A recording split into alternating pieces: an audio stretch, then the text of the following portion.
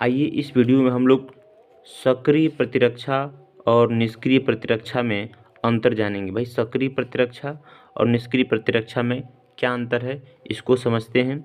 इधर आप देख सकते हैं सक्रिय प्रतिरक्षा का तालिका है और इधर निष्क्रिय प्रतिरक्षा का तालिका है। हम सक्रिय प्रतिरक्षा को चेस्ट प्रतिरक्षा भी कर सकते हैं और निष्क्रिय प्रतिरक्षा को निश्चेष्ट प्रतिरक्षा भी कर सकते हैं। एक्टिव इम्यूनिटी और पैसिव इम्यूनिटी में क्या अंतर है, आज इसको हम लोग इस वीडियो में समझेंगे। ये एग्ज़ाम में भी कई बार पूछा जा चुका है और 2024 के एग्ज़ाम के पॉइंट ऑफ व्यू से बहुत महत्वपूर्ण क्वेश्चन है। तो चलिए देखते हैं सक्रिय प्रतिरक्षा।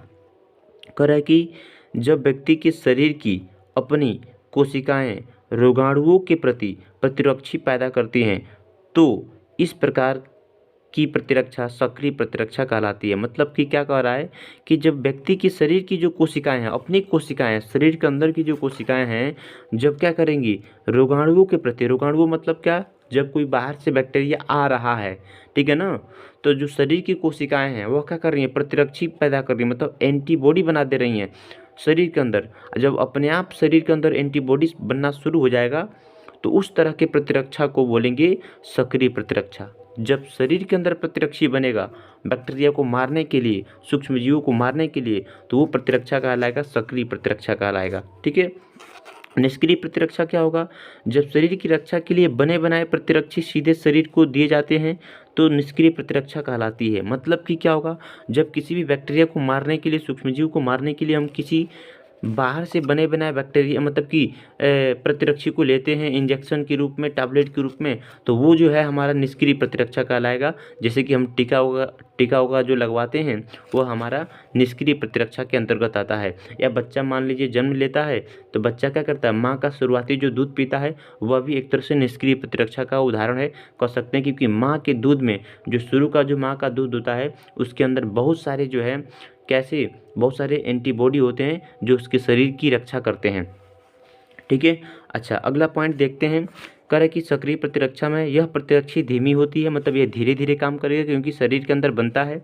इसमें प्रभावशाली अनुक्रिया प्रदर्शित होने में अधिक समय लगता है, मतलब कि यह धीरे धीरे होगा और प्रभावशाली प्रक्रिया प्रदर्शित करने में थोड़ा समय लग सकता है।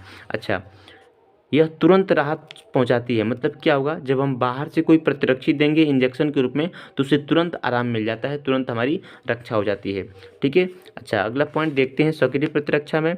इससे शरीर को किसी कठिनाई का सामना नहीं होती है या नहीं पड़ती है, मतलब कि इसको जो है सक्रिय प्रतिरक्षा से क्या होगा भाई, किसी भी तरह के शरीर की कठिनाई नहीं होगी क्योंकि शरीर के अंदर बन जा रहा है और शरीर की रक्षा हो जा रही है। इसमें इंजेक्शन वगैरह लगाने की आवश्यकता नहीं होती है। इसमें क्या होता है, इससे शरीर को अन्य कठिनाइयों का सामना करना पड़ता है, क्योंकि भाई इंजेक्शन लगता है या हो सकता है कुछ इंजेक्शन का साइड इफेक्ट भी हो हमारे शरीर के ऊपर, तो इसका भी सामना करना पड़ता है। अच्छा, चौथा नंबर में आ जाते हैं, यह पूरे जीवन कार्य करता है। भाई जब ये हमारे शरीर के अंदर अपने आप बन रहा है तो ये पूरे जीवन भर काम करेगा, और जबकि यह क्या करेगा, यह कुछ समय के लिए ही होता है, प्रभावशाली होता है कुछ समय के लिए, उसके बाद से इसका प्रभाव खत्म हो जाता है। ठीक है। उदाहरण में देख लेते हैं कर कि मानव में बीमारियों के प्रति प्रतिरक्षा। भाई बहुत सारे, जैसे चेचक बीमारी है, चेचक बीमारी के प्रति क्या हो गया, हमारे अंदर जो है एक प्रतिरक्षा उत्पन्न हो गया है जो अपने आप ठीक हो जाता है।